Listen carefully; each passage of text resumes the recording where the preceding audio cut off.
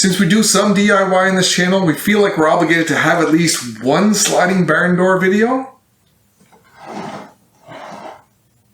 Today we're in the laundry room and we're going to show you how we use old closet hardware to build ours on the cheap. Stick with us.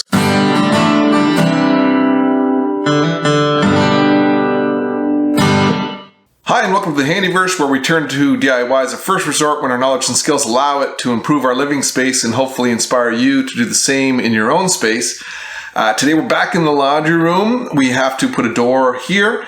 We're going to make use of what we have again, so I had to pull off a closet door when I put in the Murphy bed. You can see that video here. And we're going to use that door here. It already has some hardware on it and it's the right size, so we're going to put that up, but we're going to style it like a barn door. So we're going to show you how we do it. So this here's the door we're going to use. It's got some mirrors on it. I'm going to pull those off. I'm going to take the hardware off, the little handle there. I'm going to paint that, and then I'm going to put some grooves in it to make it look like a barn door. This also already has some hanging hardware on it from being in the closet. So we're going to use the closet runner on the ceiling and the little clips that are on this door already to enable the sliding function of the door. All right, let's get started. The first thing I'm going to do is pull this hardware off and clean up the surface and get it ready to go.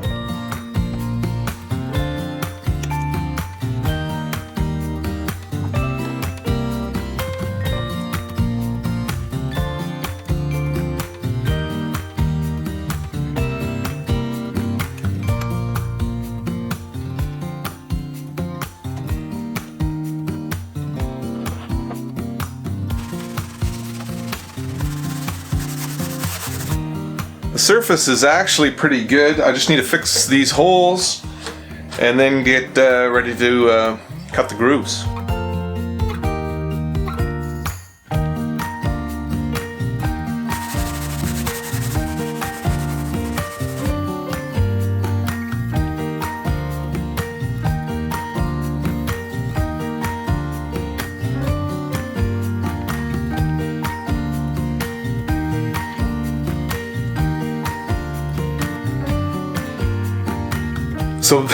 So that was a good example of why you should test your spray cans out before you try painting something instead of just grabbing it from the cabinet and thinking that it's good. I think I managed to salvage it anyway, but we'll see at the final result. The door, we're ready to do that now. I've got to sand it. What I'm going to do, it is a 30-inch wide door. I was hoping to use a standard width board, like 3.5 inches, 4.5 inches, something like that. But unfortunately it doesn't work out with the math. So I'm going to do 5-inch boards.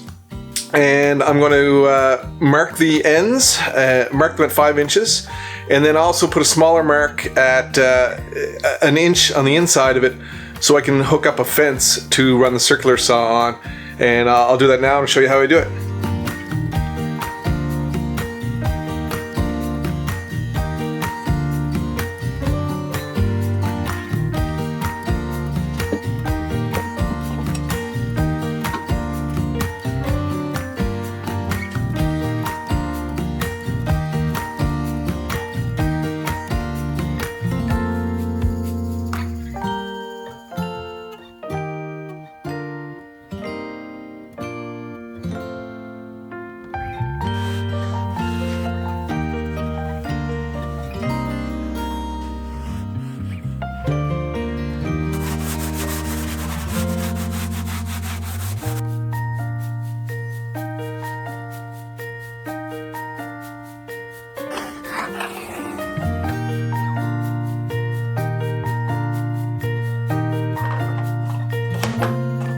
Overall, that turned out pretty well. I'm happy with it. I did have one gaffe, which is right here, where I went a bit wonky with the saw.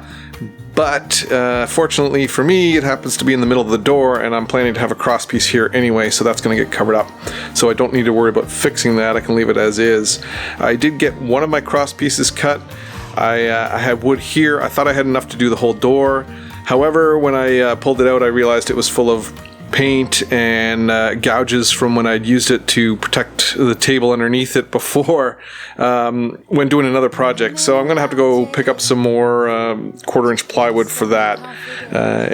little tip there, when I do go pick it up, I'm going to get them to cut it into 5-inch strips right in the store, so I don't have to worry about cutting the width when I get home. I just have to worry about cutting them to length to put on here.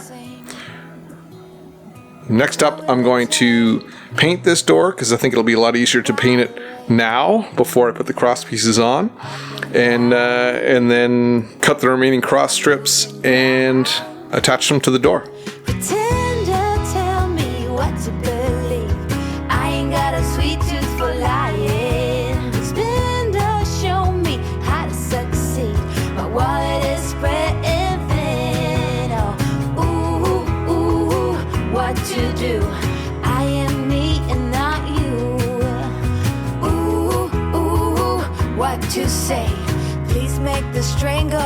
Alright, I've got the first coat of paint on. I got the 1/4-inch plywood. I bought another sheet of that and I had it ripped to 5-inch widths right at the store, which made it a lot easier. Now all I have to do is cut the lengths. What I'm going to do is I'm going to do the bottom, middle, and the top piece, and then I'm going to attach those with the nail gun, and so they're properly secured so I can measure and cut the cross pieces properly. Alright. Tell me why the rain up and down, I'm moving around. Pretend or tell me what to believe. I ain't got a sweet tooth for lying. Expand or show me how to succeed. My wallet is spreading thin. Oh, ooh, what to do? I am me and not you. What to say? Please make the string go away. Pretender. With the top, middle, and bottom panels on there, I'm now going to mark the cross pieces, or at least the bottom one. I'm not clever enough to figure out all the angles, so I'm just going to lay it on top with the edge lined up here, and on this side, just line it up right here. And I'm going to mark it, I'm going to cut it. I'm going to cut one first and then just verify that the other one looks good and continue on that way. What to do? I am me and not you. What to say? Please make the string go away. Pretender, tell me what to believe.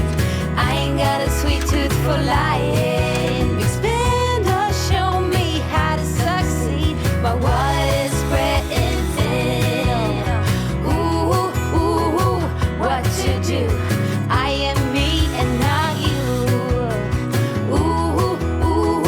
What to change? I seem to be stuck in this lane. Pretender.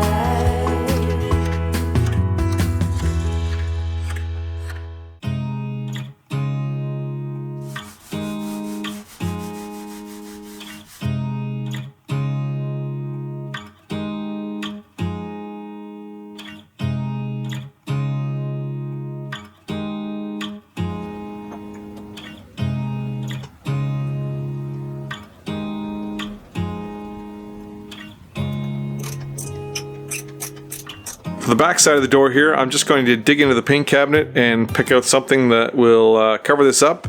You're not going to see this as it is barn door. The only time you will see it is from the other room when the door is closed. So I just want to cover it with something. I barely scraped out enough paint to do the other side, so I don't have any of that left, but I'll find something for this. You can also get a better look at the hardware here.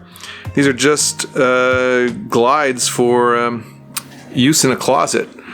So I'm going to reuse those.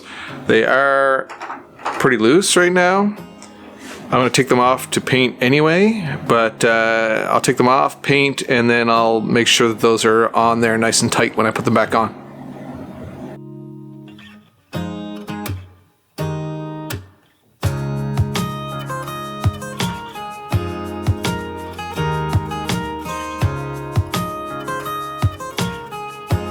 With With that painted, I just have to put the hardware back on. These screws, they're smaller and the holes were kind of stripped. So what I'm going to do is, I have number 12 screws. I'm going to put those in instead, give it a little bit more beef and secure it better.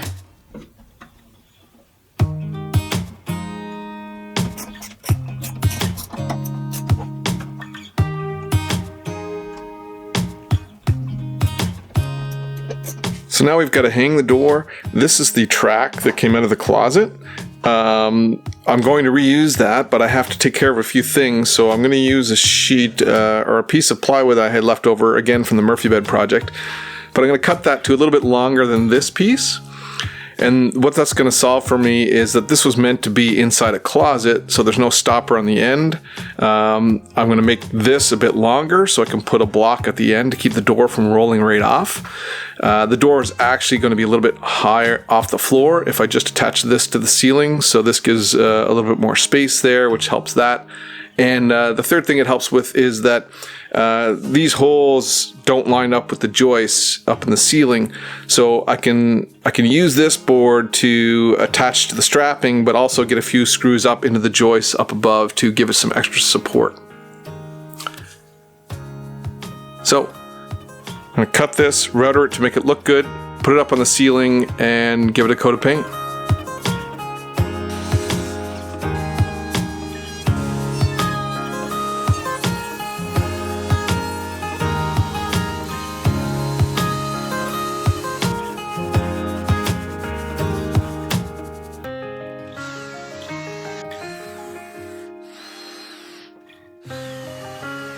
I've got that first row of screws in the strapping. That was the easy one.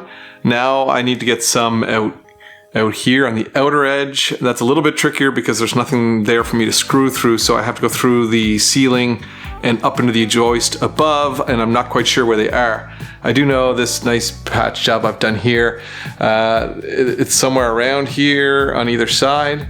So I'm going to drill a couple of pilot holes here and test it out. Once I find that, I can measure off to get some more screws in further down the board and fix all the ceiling later.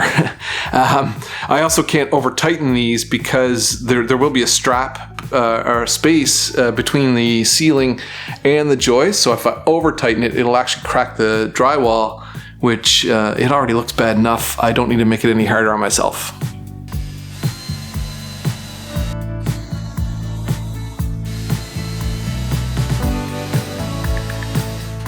After some failed exploration for the joists up there, I cut a hole to see what was going on, and what I realized is I had forgotten that when we strapped in the ceiling, we actually used 2x4s to do the strapping to allow room for the piping and the wiring up above. And this is a case where I'm glad that we are doing this YouTube channel, because when I was able to go back and look at the footage from when we did the strapping to see where the straps are, and I've got two. You can see one maybe right up in here. I've got a cross piece here that I can screw into to attach it to. And then in the still frame, you can see that there's also another one that's in line with the vent here. So I'm going to put a couple of screws in here to get into that cross piece, and then a couple of screws over there to get into that one, and that should be sufficient to hold the door. I'm glad I did this approach with the stick of wood up here, because it never would have worked the other way. So I'm glad I did that. I just have a bunch of holes to fill now. So I'll drive a few more screws, fill those holes, and then get it painted.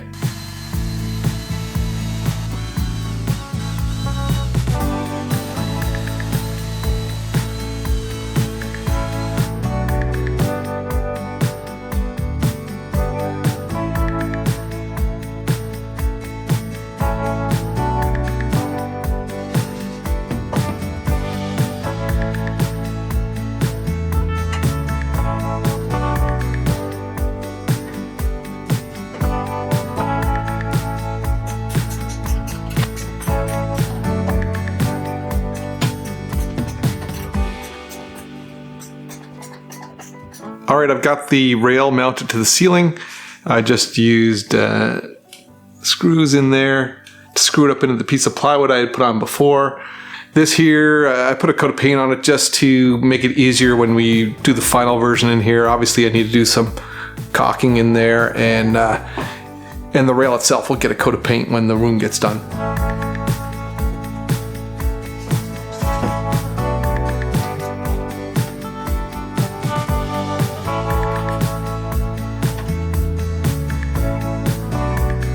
So I mentioned earlier I was going to put a block up here to prevent the door from coming off the rail. I've changed my mind on that because if I do that, it's totally dependent on the door slider hardware itself to stop, and I'm worried that'll come loose over time.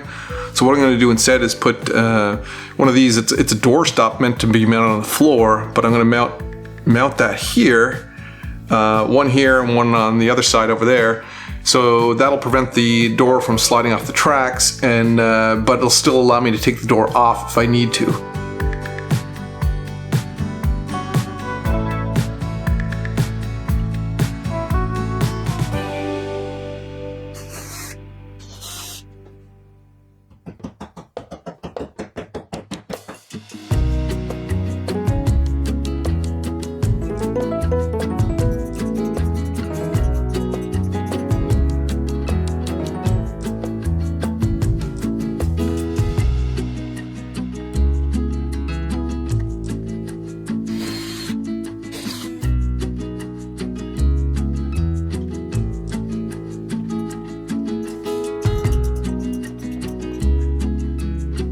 So there you go, a little bit of an unconventional way to build a sliding barn door, but we made good use of the hardware we did have, so it didn't cost us as much. We will look for that hardware online and put links down below to everything we can find to help you out if you're trying to build one of your own. If you like this, hit like, hit subscribe. We are now one step closer to having our laundry room done, and we'll see you in the next video.